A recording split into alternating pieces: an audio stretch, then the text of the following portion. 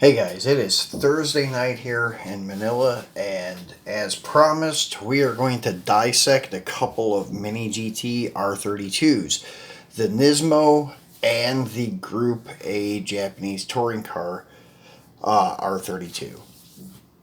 The reason I'm doing this mainly is to show you what these white spokes look like on this very limited Mini GT charity car. So, we're going to take them apart and we'll swap them. Plus, you'll get to see the details of the insides of these cars and such, and see the differences in the interiors and such things like that. So first, we're going to start with the Nismo. So this guy here, as I said, really dig these wheels on the Group A car. So actually, I wish the Group A charity car would have been a Nismo with that paint job on it. I would have preferred it, but that's just my opinion. So anyways, let's get them apart and then we'll take a look at the base in detail and show you the differences. As you can see, this is your street base. It has the rear exit exhaust with your muffler and such. The other one, we have the race application, which has the side exit exhaust with no muffler. So there is a little bit of a difference there. More detail in the Group A car chassis, as you can see, comparing to the Nismo. So there's the differences in the base. So let's get him apart. So button head Phillips screws makes it really easy to get these guys apart.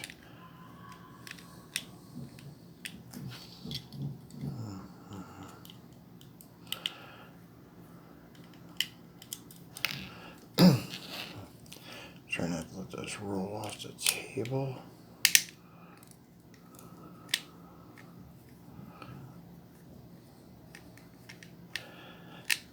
Had these apart the other day. Did this wheel swap. That way I could post a pic on Instagram, so I kind of got the cart ahead of the horse, as they would say. But what that does is it makes it easier for it to come apart now, because before it was a little bit tough because you have to finagle it a little bit because the intercooler is kind of recessed up in the grill front bumper cover area. So you want to be a little bit careful, not just pulling it straight down and pulling by the wheels and tires, because if you do that and it's a little bit seized up, if you're pulling on your wheels and tires, you would probably bend your axle. So be careful.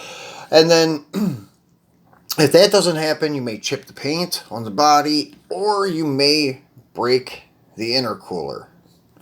I think it is plastic, it feels like. So anyways, let's go ahead and zoom in a little bit so we can get some better details while we're taking this apart. As you can see, the intercooler is pretty nicely detailed with the Nismo on it.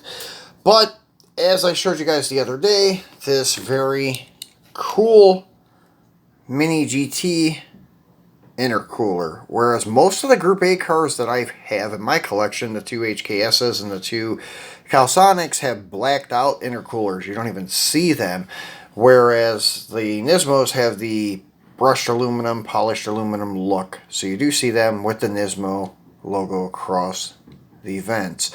So this one has Mini GT across the vents. So that's why I said I want to do a little more than just base swap it, because you could just kind of swap the bodies around, no problem. But because of that significant detail for that charity event car, I want to keep that base with that intercooler. So here's the stock chassis. As you can see, or not chassis, but interior bucket. Sorry guys. It is right-hand drive. Nice details on the dash and such. You have all your center console, like heater controls, radio, stuff like that. Console, your e-brake, everything is there. So pretty nicely done.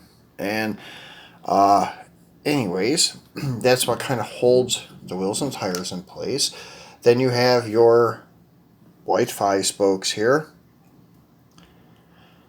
Nismo issue. The silver one has like a silver 5-spoke on it.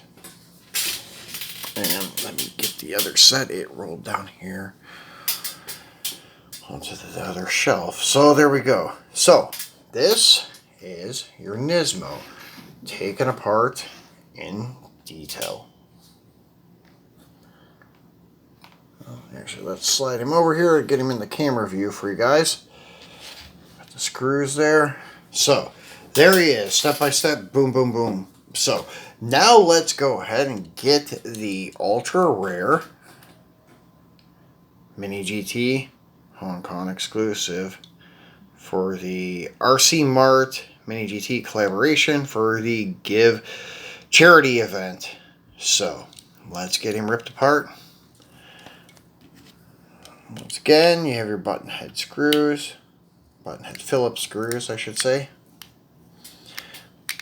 which I like better than the pan head because it seems like the screwdriver seats into the screw head a lot better when trying to take it apart.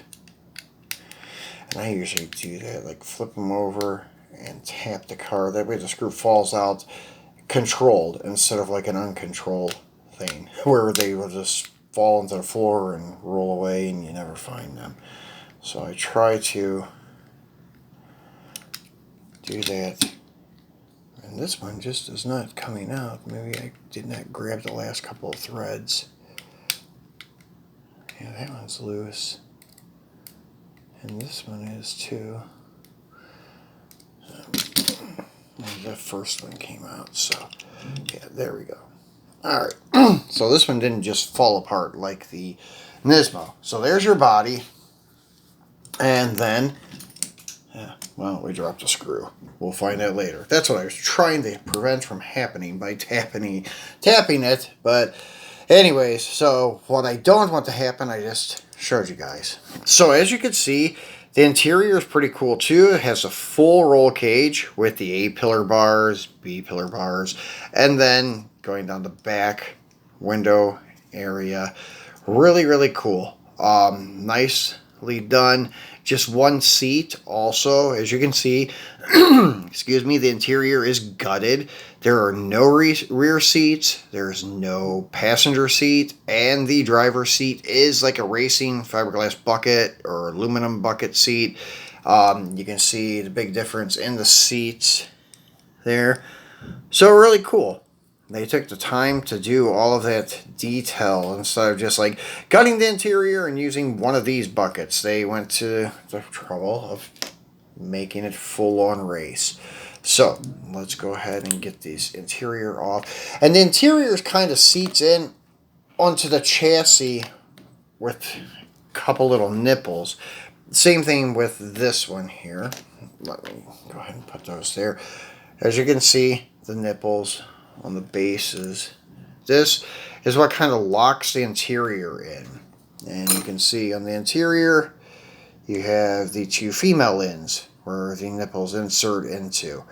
So that kind of helps hold the wheels and tires in place, and then you can drop the body down on it. That way, the wheels and tires don't keep rolling around on the base. It kind of locks everything in place when you're trying to screw the body back down, which is very nice. So, once again, there's your differences in your base. That's really noticeable. The Mini GT logo on the intercooler and the side exit. Racing exhaust. And as you can see, a lot more detail in the Group A, or on the Group A chassis, I should say. So, what we're doing, we're taking that Group A chassis and we're going to drop our Nismo 5 spokes there. Then we're going to take our interior bucket with the cage and put him back on there. And sometimes those nipples are not so cooperative with trying to get this interior to seat back on there. There we go. So when it's done properly, see, you can just have it where it's like a big open wheel go-kart or something. So anyways, then we're going to take the body and drop him back down on there. And there you go, guys. I'm not going to go ahead and screw it together because I did drop one of the screws. But this is what you got here. The Group A car with the Nismo wheels. And as I said, it looks 10 times better in my opinion with those wheels and tires. Looks killer. So, and then the Nismo actually doesn't look too bad with the Group A two-piece style racing wheels. Oops. We'll go ahead and do that too. So this is how your typical Mini GT car goes together anyways. To give you guys a little insight on it, it has the little nipples on the bottom of the interior bucket, or on the bottom of the base, and the female holes on the interior bucket. So when you take it apart, it kind of does act as its own little car without the body. And then the body, well, goes back down on it. And then you have this. So actually it looks pretty good with even the Group A wheels on it. The Nismo does.